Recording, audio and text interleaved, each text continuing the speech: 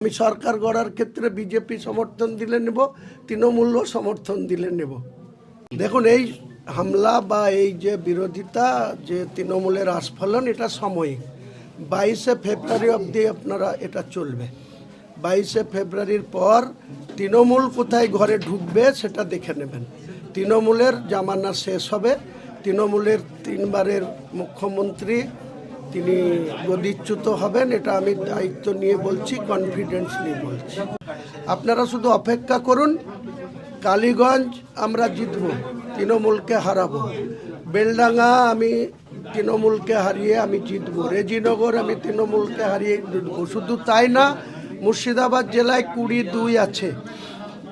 17তম বিধানসভার 2রা মে 2021 যেদিন রেজাল্ট হয়েছিল, সেদিন মুর্শিদাবাদে 20টা তৃণমূল পেয়েছিল, 2টো বিজেপি পেয়েছিল। কংগ্রেস শূন্য, সিপিএম শূন্য, আইএসএফ তো শূন্য আছেই, শুধু নওশাদ আছে ওখানে। আমি আপনাকে বলছি দায়িত্ব নিয়ে, আজকের দিনে মুর্শিদাবাদ জেলায় গণনার দিনে দেখে নেবেন, তৃণমূলকে শূন্য করব, শূন্য করব, শূন্য। দেখুন, আমার 31শে জানুয়ারি পর্যন্ত দরজা ওপেন আছে। সিপিএমের জন্য ওপেন আছে, কংগ্রেসের জন্য ওপেন আছে, আইএসএফের জন্য ওপেন আছে, 3টে দলের জন্য ওপেন আছে।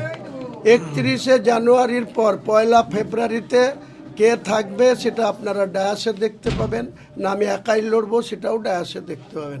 আমি 31শে জানুয়ারি পর্যন্ত তৃণমূলকে হারানোর জন্য আর বিজেপিকে ক্ষমতায় বসতে না দেওয়ার জন্য আমার রাজনৈতিক দল, সেই মিশনে যদি কেউ আসে ওয়েলকাম, না আসলে আমি হুমায়ুন কবির একাই জনতা উন্নয়ন পার্টির পক্ষ থেকে 182টা আসনে প্রার্থী দেবো একাই, এবং আমি 100 আসনের বেশি আসন জিতে আগামী দিনে বাংলার রাজনীতিতে মিরাকেল করে দেখাবো। মুখ্যমন্ত্রীর মুখ আমিই হব।